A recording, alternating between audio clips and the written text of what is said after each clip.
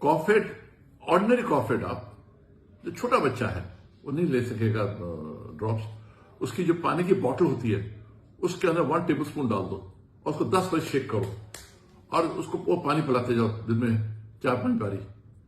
This is the best method. पानी में दीजिए और सुबह फिर तैयार कर लीजिए बॉटल, 1 और 2 टेबल स्पून डाल के, उसका टेस्ट भी अच्छा, बच्चे बड़े आराम से लेते हैं।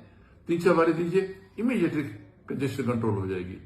ये सर में जो स्कैल्प में जो छिलके आ जाते हैं ना बच्चे जो पैदा होता है, वो फर्स्ट इंडिकेशन इस बच्चे के अंदर एलर्जीज है।